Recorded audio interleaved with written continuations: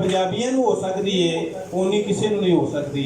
और पंजाबी दे फरोग वास्ते सिर्फ पंजाबी काम कर सकते हैं, किसी होर ने काम नहीं करना।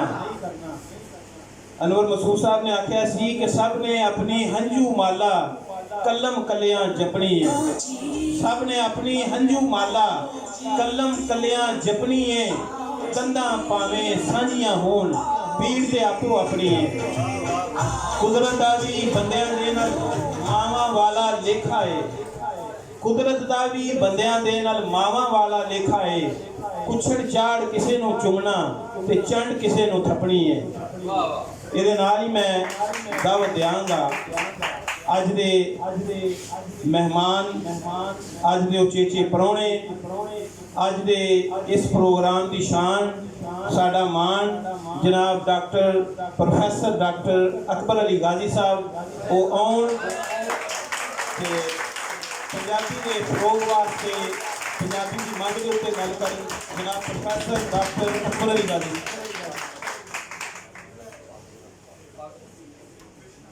जनाब डॉक्टर एहसानुल्लाह ताहिर साहब नूं मैं दावत देंगा कि वो स्टेज पे आउण ते डॉक्टर अकबर गाजी साहब अपने हाथ नाल उन्हां नूं पग पाउण।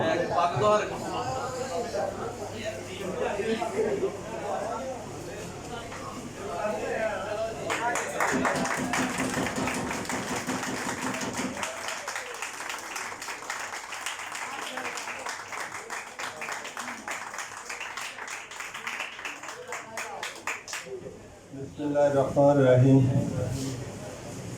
मां बोली पंजाबी वास्ते इन्ना वेला कढ़न वाले साढ़े सिर दा मान, साढ़े इस इलाके की शान, सारे परौने जिहड़े ने उन्हां दा मैं शुक्रिया अदा करना।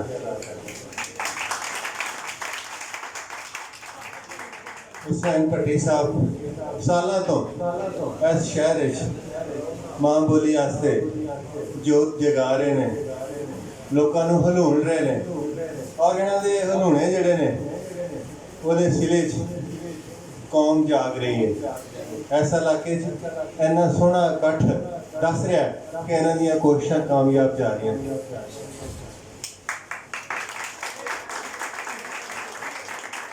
अज का मौजू पीर सैयद वारिस शाह साढ़े सिर का वो ताज है जिहड़ा रहिंदी दुनिया तक साड़ी शोभा वधांदा रहेगा, साड़ा मान वधांदा रहेगा। दुनिया की किसी भी जबान किसी भी शायर के मुकाबले असी इन्हों पेश कर सकते हैं। इन्हों की किताब किसी भी वड्डी किताब के मुकाबले पर रखी जा सकती है। मैं होवां डॉक्टर एहसानुल्लाह ताहिर होन, हुसैन भट्टी होन, असी इन्हों के हथी बदे खादम हाँ, गुलाम हाँ। इन्हों का झंडा असी चुक के दुनिया के किसी भी कोने से जाइए तो सानू अपनी कोई कमी, कोई एहसास कमतरी बिल्कुल महसूस नहीं होएगी, क्योंकि साढ़े बजुर्ग इन्ने वड्डे ने कि बाकी सारे सानू इन्हों तो निक्के नजर आते हैं।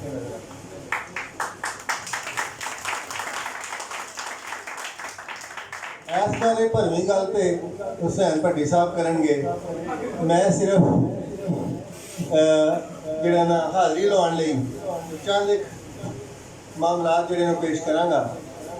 जिहड़े अज दे साडे मसाइल ने, पंजाब की वंड की गल हो रही सी, लिसानी बुनियाद पर अगर वंड की जा रही है तो होर साडे बहुत सारे सूबे ने जिथे एक तो वध ज़बानां बोलियां जा रही ने, और उत्थे मांग हो रही है कि सानू वक्रा सूबा दिता जाए, तो क्यों नहीं।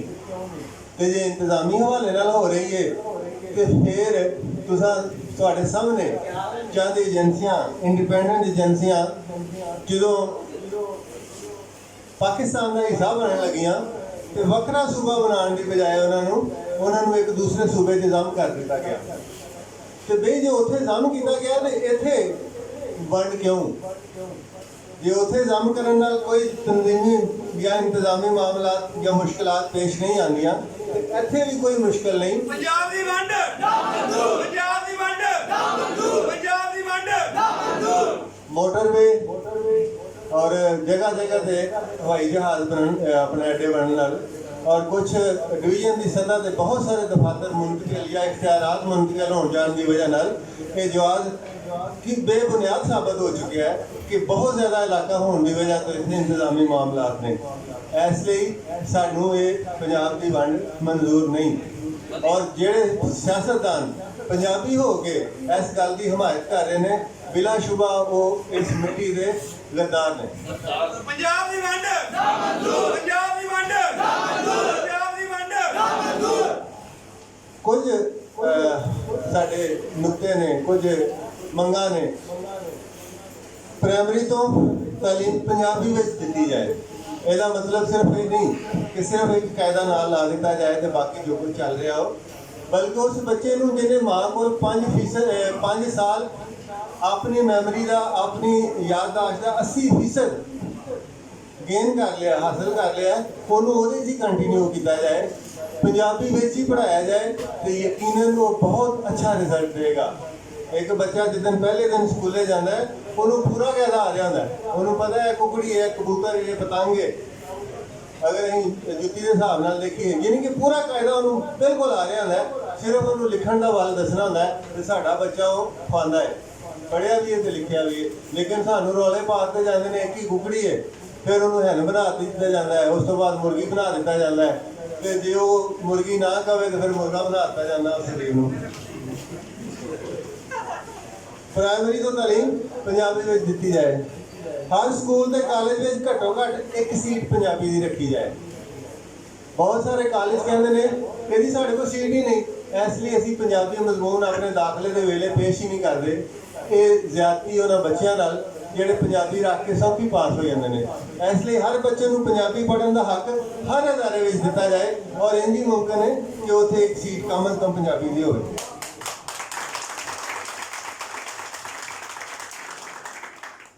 ਹਰ ਜ਼ਿਲ੍ਹੇ ਦੇ ਵਿੱਚ ਅੱਜ ਕੱਲ੍ਹ BS ਪ੍ਰੋਗਰਾਮ ਚੱਲ ਰਹੇ ਨੇ।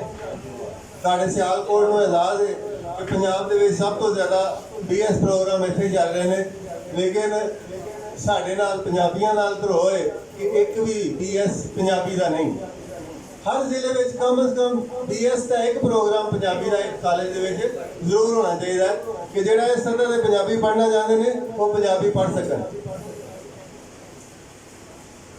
मैं अज इस प्लेटफॉर्म तो उन्होंने ड्रामा लिखने वाले, ड्रामा नवीस उर्दू के खास तौर पर बने जोड़े ने, उन्होंने अगे पुरजोर अपील भी कराँगा और एहतजाज भी कराँगा कि वो अपने ड्रामे के लैंडलॉर्ड किस्म के जोड़े ने हीरो टाइप जोड़े उन्होंने अहम किरदार ने वो उर्दू बोलना विखाते हैं, तो जोड़े कमी कमीन के मातड़ होंगे ने उन्होंने को पंजाबी विखाते हैं, जिहदे नाल वो अपनी उस ज़हनी सतह का इजहार करते हैं कि पंजाबी माड़ी जबान है, निक्किया लोगों की जबान है, गरीब लोगों की जबान है, कमी कमीना की जबान है।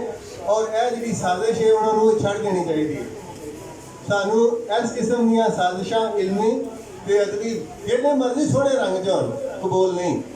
मेरे तो पहले एक मुकर्रर ने बड़ी सोहनी गल की थी कि सानू जुगतां दी जबान पंजाबी बना के दस्सिया जाता है, जदों कि इस तरह नहीं। इलम और अदब के बेपनाह जखीरे मौजूद ने, अगर असी कोशिश करिए तो वो सानू बिल्कुल एक नवे जहान च लैके जा सकते हैं। पंजाब दीयां लोकल अदालतां विच एक अनपढ़ किसान दूसरे अनपढ़ किसान के खिलाफ केस लैके जाता है, भावें वो भरावां दी वंडी होए ते भावें होर कोई रौला है, उत्थे गल अंग्रेजी च ते उर्दू च ते फैसले भी अंग्रेजी च। 20 साल बाद बाबे दे फौत होने ते पता लगता है कि जिहड़ी गल दी बाबे ने मठियाई वंडी सी कि मैं केस जित गया, ये तो बिल्कुल उहदे उल्टे। वकील साहब ने अपनी फीस लई है, वर्गा हथ बढ़ाया तो घर टुर गया। अगर पंजाबी विच जिहड़ी लोकल जिले की सतह दी अदालतां ने उत्थे दलाइल भी पंजाबी च होने चाहिए ने ते फैसले भी पंजाबी या उर्दू च होने चाहिए ने।